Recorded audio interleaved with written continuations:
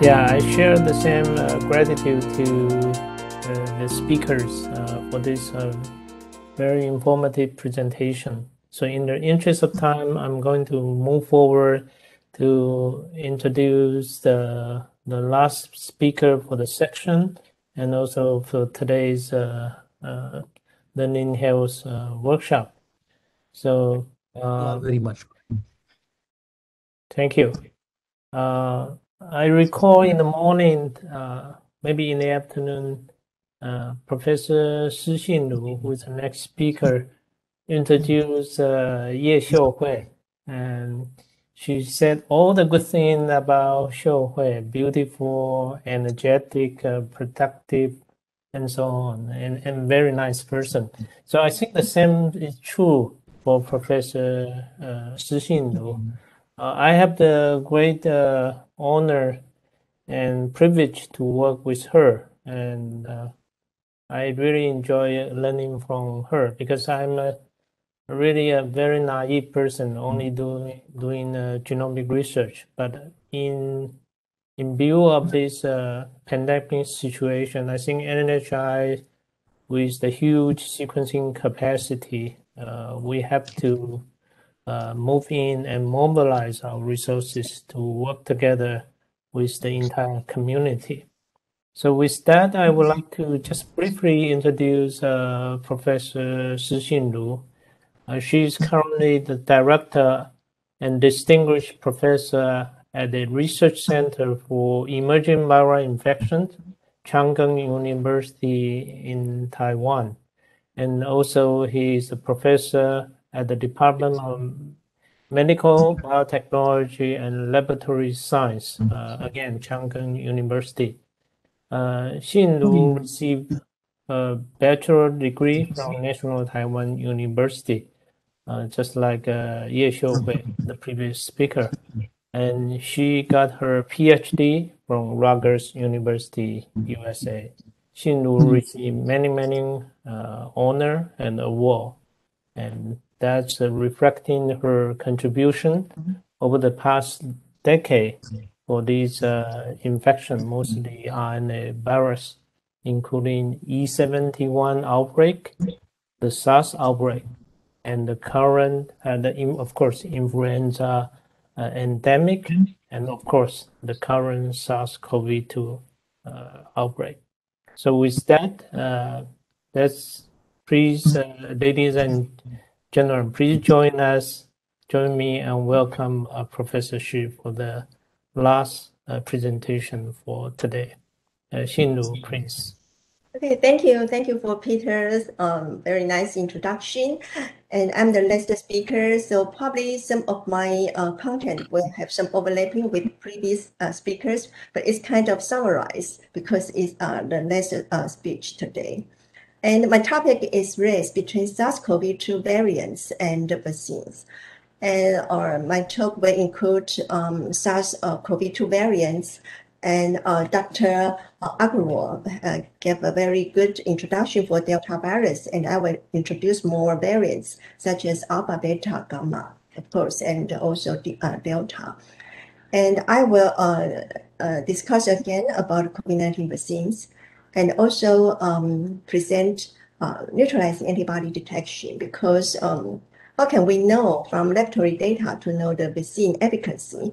Neutralizing antibody titer probably is a very good index. So this is why I will introduce this assay. And the third part, I will compare or analyze the efficacy of current vaccines on variants. And finally, I will ask a question, probably is very important for Taiwan. Can heterologous vaccination improve efficacy? Because we don't have sufficient amount of vaccine in Taiwan. So probably it's not very possible that people always can get 2 shots from homologous vaccines, such as Moderna plus Moderna or Pfizer plus Pfizer, and even AZ plus AZ. So it seems that we can have such kind of situation to have a heterologous vaccination. So I think the next question probably is very important for Taiwan. Okay, so we learn from previous speakers, such as Dr. Michael Lai's lecture. We know this SARS-CoV-2 is an RNA virus and prone to mutation, recombination, and accumulate lots of variations in sequence. And we believe most of the variations, most of the mutations are neutral. Nothing to do with no impact on disease severity or immune responses, but some of them do have some impact, and we call variants of concern. And so far, there are 4 variants of concern. First one is Alpha, and we experienced the outbreak in Taiwan in previous few months, since May. Oh, we are lucky it has been controlled. But so far, we in Taiwan, we don't have too many cases, not too many deaths. But unlucky thing is that the vaccination rate in Taiwan is not high. So once any of the variants come to Taiwan, we will be very vulnerable. So I think the best way for us to protect ourselves is to get vaccinated. But the thing is, we don't have sufficient amount of vaccine. This is our major problem. Okay, besides Alpha, there is Beta. It's originated from South Africa. And another one is has first detected in Brazil. It's also called P1 and it's Gamma. And Delta has been mentioned by Dr. R.O.C. Is B.1.617 and was first detected in India. And this figure summarized the different mutations, especially in spike protein, because impact on antigenicity, so cause immune escape in alpha, beta, gamma, and delta. And we can see several mutations are very important for immune responses. For example, some mutation in the receptor binding site, such as N501Y, okay, it existed in alpha, beta, and gamma, but not delta. Delta is very special, and we heard from previous talk, it's got several mutations, quite different from the others, but it do impact on viral virulence, and especially on immune efficacy. And this one mutation has been mentioned by Dr. Hui or Dr. R.O.C. The D614G is the common one and cause the virus become very infectious. The transmissibility increased a lot. And it is the so this is why cause the outbreak continue again and again. And we learned from Dr. R.O.C. about the Delta variants, and this is final genetic analysis. I think I kind of just summarized again. This 6.1.617 lineage actually subdivided into 3 sub-lineages. And now we call Delta strain is B.1.617.2. And in Delta strain, the very important position for 84 is E to Q disappear, but instead there are other mutations and has been proved already really impact on antigenicity. So for the Delta strain, now we are really concerned, especially in Taiwan. We as I mentioned, is so low, so we haven't get protected yet. So we are particularly afraid of Delta because Delta virus is everywhere. And recently we got imported cases every day, and most of them are Delta strain. So the Delta contains 9 mutations on the spike compared to the previous one, the 6014G, and 5 mutations in the N-terminal domains, and 2 in RBD, and 1 mutation in the furin cleavage site. Hui mentioned this a lot. And 1 in S2 region. And those mutations definitely, as mentioned by Dr. R.O.C., it stabilized SARS-CoV-2 and increased the cleavage activity, and also caused the previous antibody no longer can inhibit the virus entry. So this is about SARS-CoV-2 variants, alpha, beta, gamma, and delta. Now we are more concerned about delta virus. So what can we do? Of course, vaccine is very important. And the traditional vaccine, I think, will take probably 10 years or more. Our experience is that we have developed EB71 vaccines, and it took almost 20 years, and now we are successful to push to the market, but it is really a long time. And for SARS-CoV-2, it's really amazing. And within 10 months to 1.5 years, there are so many vaccines and really can protect people from not really infection, but at least prevent from hospitalization, from severe diseases. And this paper in Nature Medicine is quite famous and talking about efficacy of different vaccines. And here we know messenger RNA vaccines and Moderna or BNT, and has been shown to have better protective efficacy over 90% for the original strain. And for the, we can see here, this is the mean neutralizing label. I will explain neutralization titer and also how to detect neutralizing antibody later on. And if we compare to the convalescent serum, the people got infected and recovered, got antibody, and to the forced change for the vaccine versus the convalescent serum, and we can see if higher of the neutralizing antibody, it seems the protection rate is higher. So people believe that neutralizing antibody titer is kind of correlates to protection. And another vaccine hasn't been put into the market, but it's quite promising. It's Novavax vaccine. It's subunit vaccine. Our domestic vaccine is also a subunit vaccine. I will also mention it later on. And the others we are very familiar with. And in the beginning, in Taiwan, we have AstraZeneca vaccine first. So many people got vaccinated by AZ vaccine. And in India, called Covaxin. And also Johnson is adenovector-based vaccine. And here is AZ vaccine. So in terms of neutralizing antibody titer, the AstraZeneca vaccine seems not very high, but protection rate for the original strain is quite good. And the protection rate here is talking about non-infection, not the protect the severe diseases. In China, there is the coronavac, is the whole virus is inactivated virus vaccine. And so now I'd like to discuss about neutralizing antibody. Although we know other immune responses are important for vaccine efficacy, but as I mentioned and also shown in the previous slide, neutralizing antibody labels are highly predictive of immune protection from symptomatic SARS-CoV-2 infection.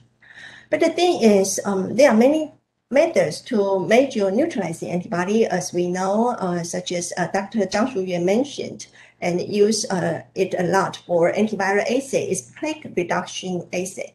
And also can use to test the serum antibody and called plaque reduction neutralizing test.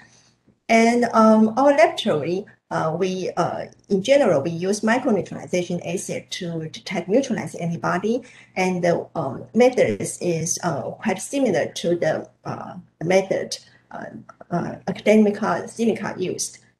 But the thing is, even though the two laboratories use very similar protocol, and finally, we figure out always our titer are different, and only one very subtle protocols is different. So it's kind of very difficult to compare neutralizing antibody titer from one lab to another, and not mention to one country to another country. But the thing is, when vaccine developers, they want to know how effective of their vaccine they are developed. They want to know the neutralizing antibody titer. So we should compare in some way, so we will know the efficacy. So from last year, we started to figure out what is a better way to measure neutralizing antibody. Especially, we cannot do every test at P3 lab. It's really painful. So we want to do some experiments at P2 lab, and even in general microbiology laboratories. And this is one of the methods we developed.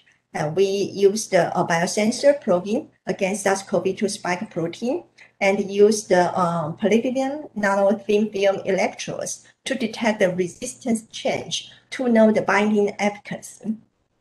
But later on, we also found by that method, we found some antibody exhibit neutralization ability. And through the collaboration with Oxford University, we got some structure. And we know those neutralizing antibody not only bind to the receptor binding domain as expected, they also bind to N-terminal domain or other regions. So we got one idea. If we want to test neutralizing antibody, probably besides RBD, such kind of protein, subunit protein, we need S1 protein as well to detect neutralizing antibody. So we use data fusion method, because if we put RBD and S method over each other, improve the efficacy. So we put RBD, we detect RBD binding anti-S1. After that, we use data fusion.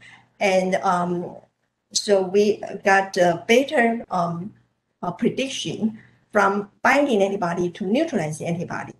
And we got Taiwan FDA approved and commercialized. And this one is MediProbe to detect neutralizing antibody titer. But we still cannot compare with other assay or other number from different lab. So we figure out we should use some standard serum to normalize, to categorize this neutralizing antibody titer. So we attended many conferences hosted by WHO, and people start to discuss about so-called international standards. Those are international reference panel of serum and obtained from recovered patients. And they got some standards and distributed to different labs. So based on those international standard series, we can have units, so-called international units per ml for neutralizing antibody. And also based on those standard serum, we can have binding antibody units per ml for antibody. So thereby, we can reduce the interlaboratory variations and can compare each other. So we obtained 5 international serum from NIBSC. They produced this, international standards, and we got this calibration curve, so we can know the international units per ml for our sample. So we obtained 120 serum from vaccinated persons, 60 of them from Moderna and 60 of them from Pfizer, vaccinated one. And we got 20 serum is pre-vaccinated, and 20 got, we obtained the serum after first shot, but before second shot. And another 20 serums we obtained is after second shot, after 1 month. And we can see the increase of the neutralizing antibody titers, and here we use IU per ml. So we found for the GMT, the mean value for Moderna vaccinated serum is over 100, and Pfizer is near 100. It's really high. And but for some laboratories, as I know, especially for clinical laboratories such as laboratory in National Taiwan University or other hospital, they always use R.O.C over Abbott, the assay, to detect binding antibody. So here we compare the kit we developed, MediProbe, and also R.O.C and Abbott for for those assays to see whether those binding assay can reflect neutralizing antibody.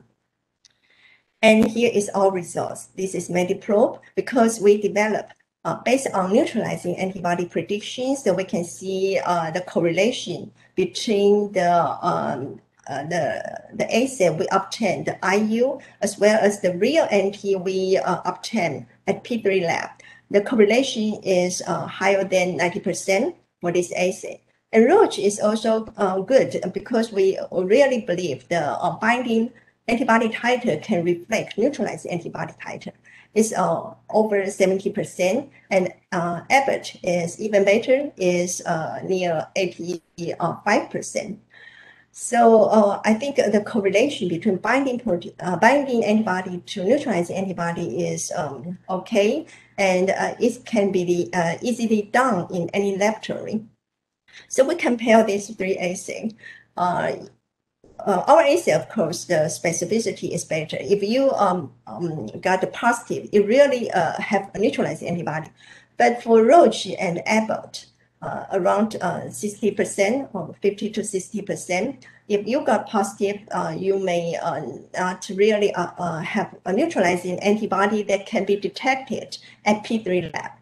Yeah, but it's because it's very sensitive, and you can know the people got infected or not, but really got enough antibody, enough amount of neutralizing antibody to protect yourself is not really not very sure. Okay, and I have a project is supported by NIH US. It's a Research Centers for Emerging Infectious Disease Network, and we collect people from different vaccinated, from people who got vaccinated by different vaccines. And this is our preliminary results. Because in US, they only have Moderna or Pfizer, but here in Taiwan, it's very diverse. We have AZ, Moderna, Medigene, and some people came back from mainland China, got vaccinated by Sinovac or other vaccine. And we can see here, this is the first dosage of vaccine after 14 or 30 days. If people want to detect a neutralizing antibody before 2 weeks after first dose vaccination, we got some data here. It's only near the background. So if you want to test the antibody, I think you had better at least 2 weeks later after the after vaccination. So for the first dose, it's not that high. And we compare AstraZeneca, Moderna, and also Medigene. This is our domestic made in Taiwan vaccine. People have some concern about this, but in terms of neutralizing antibody, this is not done by the company. This is done by people got vaccinated and come to our site for the test because of this grant, research grant. And we found for AZ vaccinated people, the antibody titer varied a lot. Some of them are kind of high, but some of them are really low. And the thing we really concern is that some people, we collect their serum at different time points, but never increase. So we don't know whether they got response to AstraZeneca vaccine or not. They really get protected or not, even though we know AZ did protect disease severity. But for those people, they from the first shot or the second shot, no response. Were they really still protected or not? We don't know. And this is for Moderna, it's quite high. And for the Medigene, our domestic vaccine is between AZ, GMT is mean value between AZ and Moderna. And for our TFDA, I think they set the rule. If our GMT, the vaccine, the neutralizing antibody titer is higher than AZ, then can pass the EUA, and it did pass.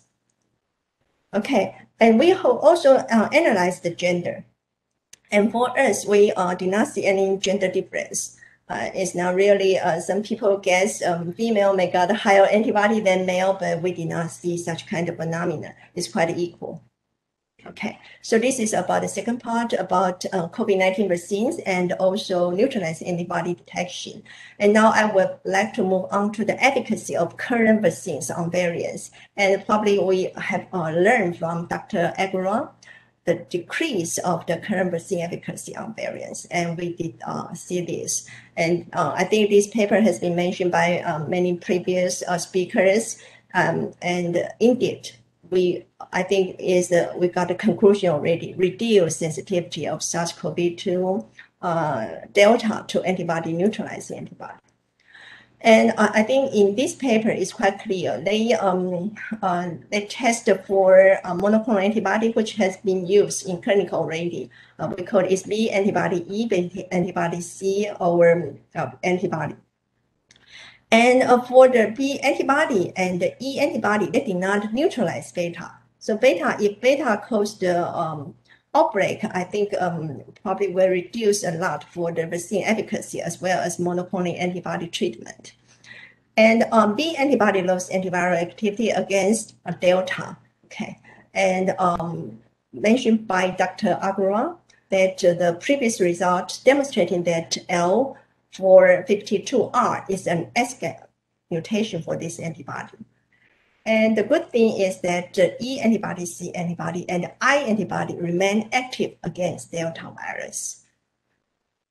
And this figure shows that 47 individuals who were infected and with some symptoms, mild symptoms, and 26 of them not yet vaccinated, but 21 of them got vaccinated. And it's quite clear, and also has been shown by Dr. R.O.C.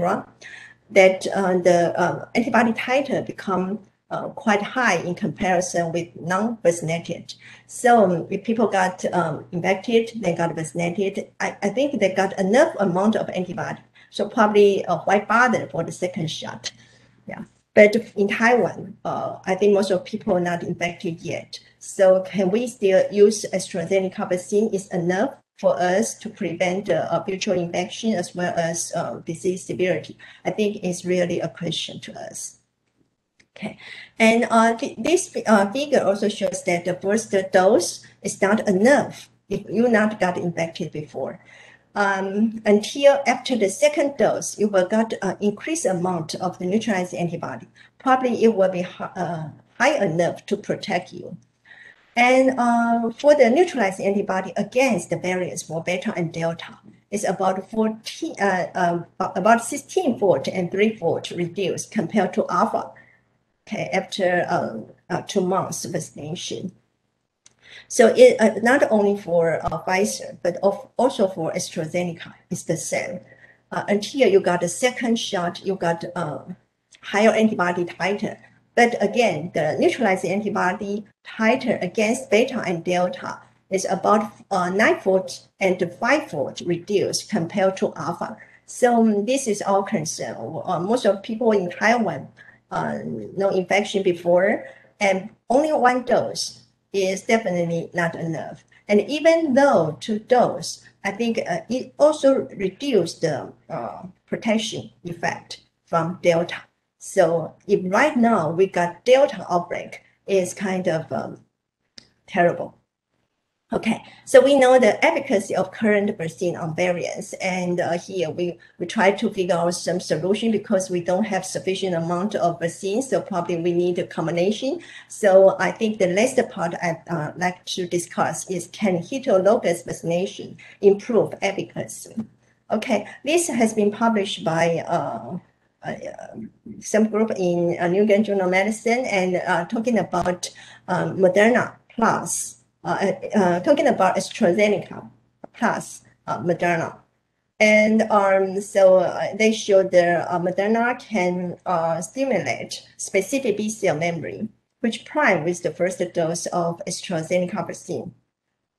And after this kind of heterologous combination vaccination, and can against alpha variants. Alpha variants is, I think they reduce antibody efficacy a lot. Okay, so the messenger RNA vaccine can be useful strategy, even for the third shot. If you only, if we got the 2 first AstraZeneca, and we don't have enough antibody, so probably the third shot should consider about messenger RNA vaccine. And this is the data. So the neutralizing titer on day 7 to 10 days after boost in the second is about twice higher in AstraZeneca group. And so we can see that if AZ plus AZ is about this titer, and AZ plus Moderna is much, much higher. So I think here show the data. heterologous vaccination probably is necessary in Taiwan. And how about beta? For AC plus AC, I think for the beta is decreased almost to the background. And for AC plus Moderna is also decreased, but much, much better than AC plus AZ alone. And this is another paper talking about heterologous vaccination. And here is the combination of AZ plus BN. And the data shows that the booster immunization can enhance both humoral and cellular immune responses quite a lot. And here also show the neutralizing activity against Delta variants. This paper did not show the Delta, but another paper show it really also can protect Delta. Okay, so this is the result, and because I'm short of time, I will briefly talking about this. This data is talking about the B cell memory increase a lot if you have AZ plus BNT in comparison with 2AZ.